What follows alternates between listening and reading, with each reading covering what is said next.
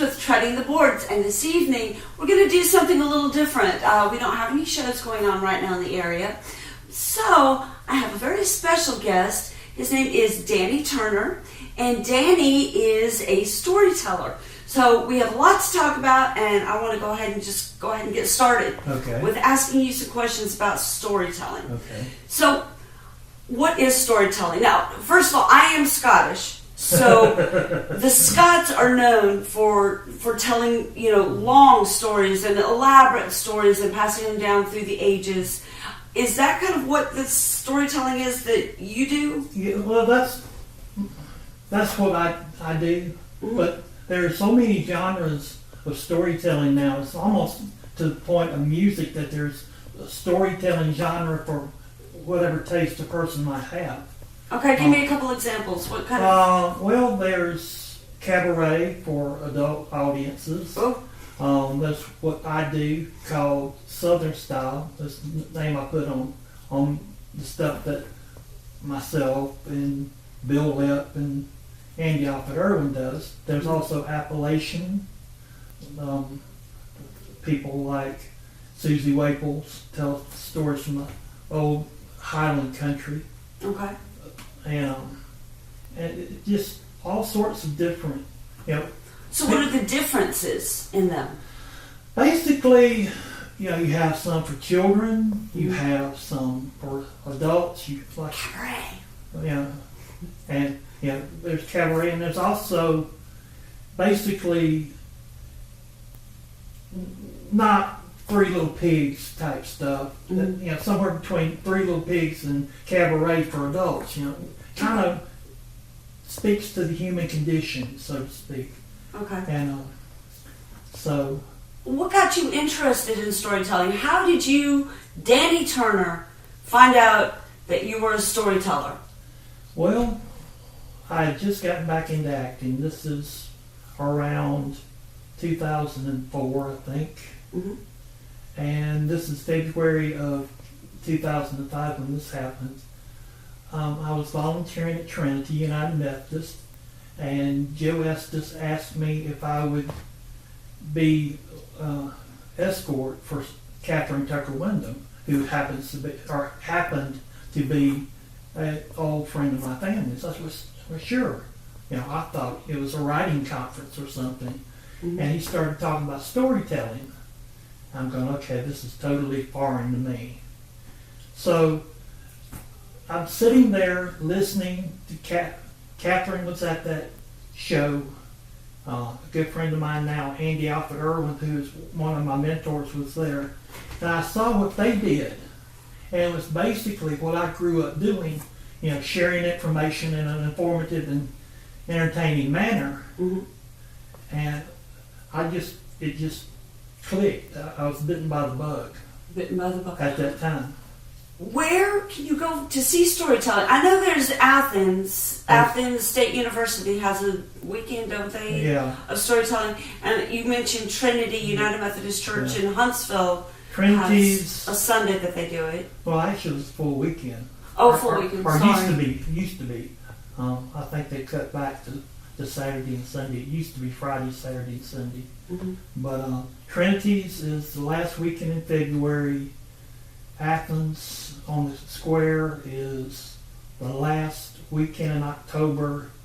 And I'm not really sure if UNA still has theirs. Mm-hmm. Because UNA used to give a degree in storytelling.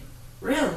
And don't ask me what all that entails. Every Scotsman in Scotland would be going to UNA to get a degree in storytelling.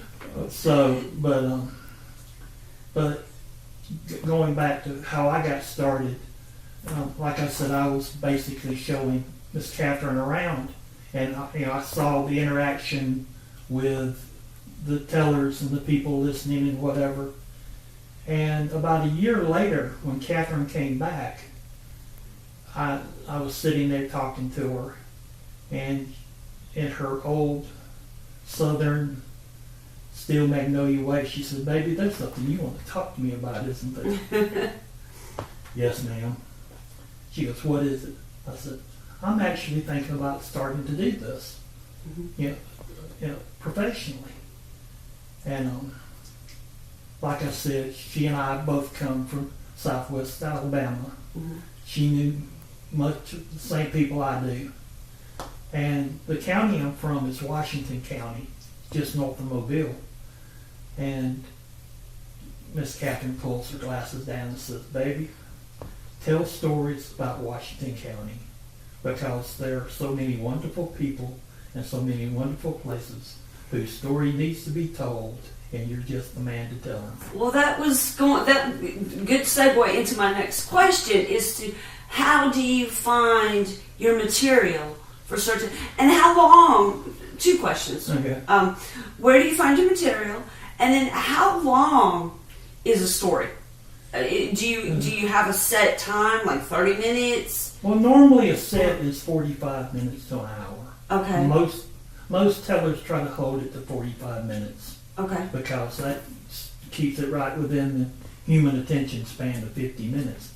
And you don't want to drag everything out and lose your listeners. You want to leave an impact. Right. So where do you get your storylines? Most of my stories that I started out with came from growing up in a small rural Alabama coastal plain town in the 70s. The 70s were a really tumultuous time in this country's history, but where I lived was not affected by it. It was kind of,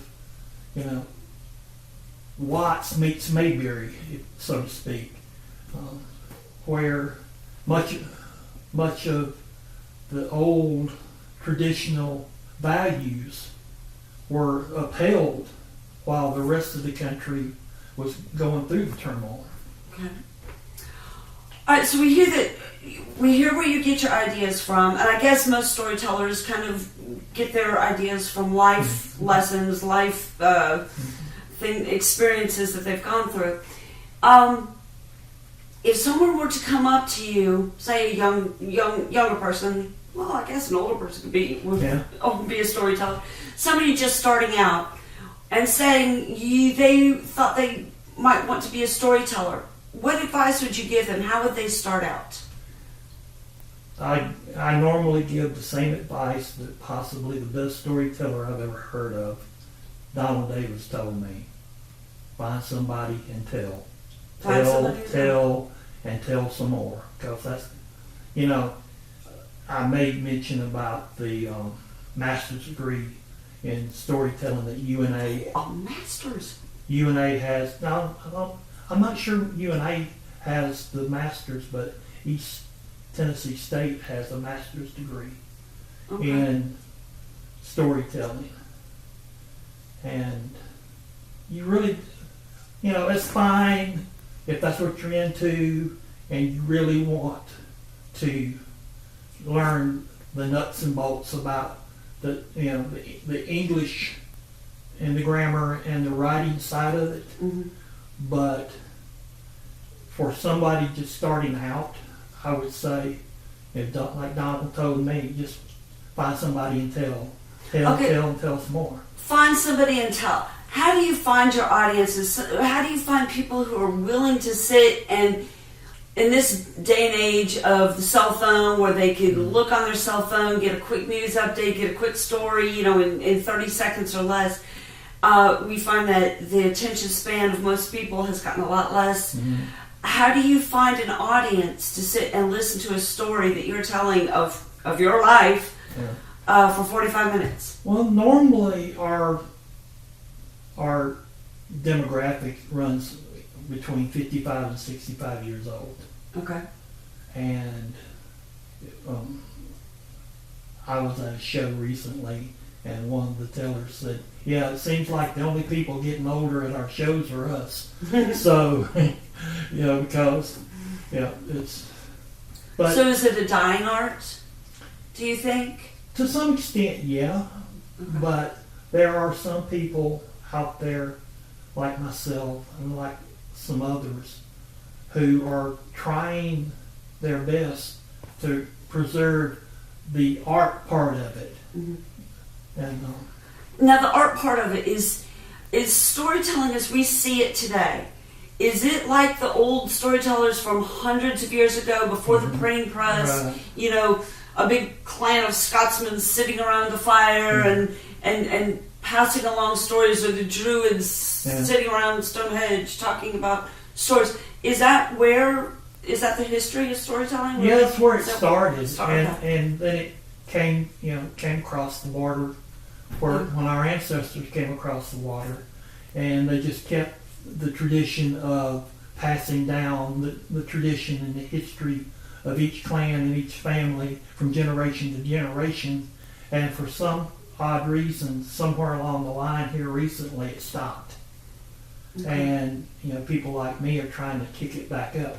But I'm not even the best storyteller from where I'm from, to be honest with you, because storytelling in the rural communities, especially in Alabama, the coastal parts of Alabama, Mississippi, some parts of Florida, Georgia, that's how people communicate on a daily basis. You're either telling about what Emmy Lou was doing at the grocery store that was so hilarious, or my gosh, I can't believe that Susie wore that to Walmart, or and some of the stuff they wear to Walmart's another story. But well, there you go. See, he's already come up with it. I saw the flicker in his eyes. Well, Danny, I do appreciate you doing your part to keep this this art form alive. Well, thank you for having me. And I appreciate you coming out here to Goose Pond Cottage Studios. It's a bit of ways out, but we thank you for coming out here and sharing a little bit about what you do. And I hope that you continue to tell your stories and that the audience continues to come out and support this art form. So, if you're interested in storytelling, please go online. You can look up, storytelling venues, and it will give you an idea of where there's a storytelling event going on near you. And again, this is Kelly Hutchings. I thank you for joining us this evening. Again, I thank Danny Turner for coming. And as always, keep treading the boards.